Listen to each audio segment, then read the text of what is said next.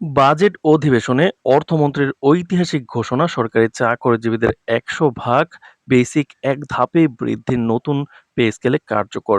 তো দর্শক, নবম পে স্কেলের সর্বশেষ গুরুত্বপূর্ণ নিউজটি আপনি একজন সরকারি কর্মচারী হয়ে থাকলে দেখুন এবং শুরুতেই চ্যানেলটি সাবস্ক্রাইব করে রাখুন।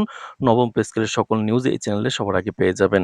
দেশের সরকারি কর্মকর্তা ও কর্মচারীদের দীর্ঘ প্রতীক্ষার অবসান ঘটিয়ে জাতীয় সংসদ থেকে এলো এক অনন্য যুগান্তকারী ঘোষণা। চলমান বাজেট অধিবেশনে অত্যন্ত জমকালো এবং নীতি নির্ধারণী এক ভাষণে অর্থমন্ত্রী সরকারি চাকরিজীবীদের জন্য শতভাগ মূল বেতন বা ১০০% বেসিক বৃদ্ধির নতুন পে স্কেল কার্যকরের আনুষ্ঠানিক ঘোষণা দিয়েছেন। এই ঘোষণার মধ্য দিয়ে দেশের লাখ লাখ সরকারি কর্মকর্তা কর্মচারী এবং তাদের পরিবার পরিজনের মধ্যে এক অভাবনীয় আনন্দের জোয়ার বয়ে যাচ্ছে। বেশ কিছুদিন ধরে জীবনযাত্রার ব্যয় বৃদ্ধি এবং মূল্যস্ফীতির কারণে সরকারি চাকরিজীবীদের পক্ষ থেকে একটি মর্যাদাপূর্ণ বাস্তবসম্মত বেতন স্কেলের জোর দাবি জানানো হচ্ছিল, যা আজ অর্থমন্ত্রীর এই বলিষ্ঠ এবং যুগান্তকারী সিদ্ধান্তের মাধ্যমে বাস্তবায়নও হলো।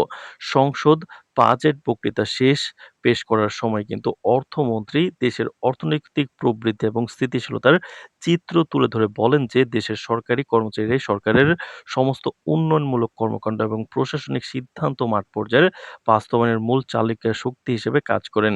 দেশের এই অগ্রযাত্রায় তাদের অবদানকে স্বীকৃতি দেওয়া এবং বর্তমান অর্থনৈতিক পরিস্থিতির সাথে তাদের জীবনযাত্রার মানের সাদৃশ্য বজায় রাখাই এই ঐতিহাসিক সিদ্ধান্তের মূল বক্তব্য।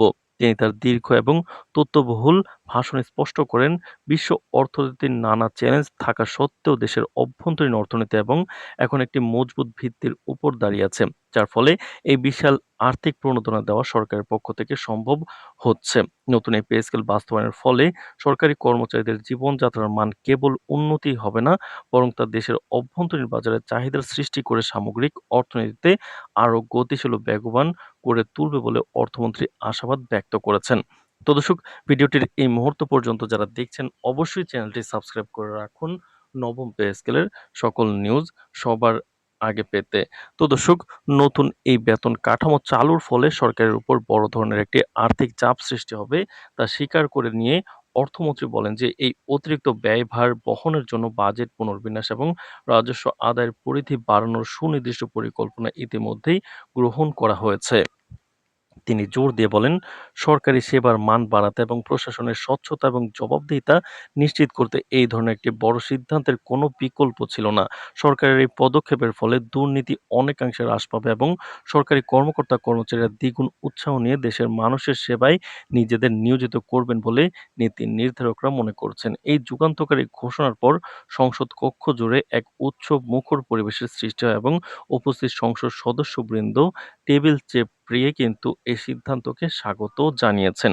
এদিকে বাজেট অধিবেশন থেকে অর্থমন্ত্রীর এই ঘোষণার খবর সারা দেশে ছড়িয়ে পড়ার সাথে সাথে বিভিন্ন সরকারি দফতর ও সচিবালয় এলাকায় আনন্দের ঢেউ নেমে আসে। বিভিন্ন কর্মচারী সংগঠনের নেতৃবৃন্দ সরকারের এই সিদ্ধান্তকে স্বাগত জানিয়ে কৃতজ্ঞতা প্রকাশ করেছেন এবং এটিকে একটি ঐতিহাসিক ও জনকল্যাণমুখী পদক্ষেপ হিসেবে অবহিত করেছেন। অর্থনীতিবিদদের মতে নতুন এই পে স্কেলের ফলে বাজারে মুদ্রা সরবরাহ কিছুটা বৃদ্ধি পেলেও তা যদি সঠিক ব্যবস্থাপনার মাধ্যমে বাজারে প্রবাহিত হয়, তবে তা দেশের উৎপাদন ও সেবা খাতকে আরও চাঙ্গা করে তুলবে। সামগ্রিকভাবে অর্থমন্ত্রীর এই ঘোষণা কেবল সরকারি চাকরিজীবীদের অর্থনৈতিক সুরক্ষায় নিশ্চিত করেনি, বরং তা দেশের সামগ্রিক অর্থনৈতিক উন্নয়নের রূপরেখা একটি নতুন মাইলফলক হিসেবে চিহ্নিত হয়ে থাকবে। তো দর্শক, নবম পে স্কেলের সর্বশেষ নিউজ পেতে অবশ্যই চ্যানেলটি সাবস্ক্রাইব করে রাখুন। আজ এ পর্যন্তই, ধন্যবাদ।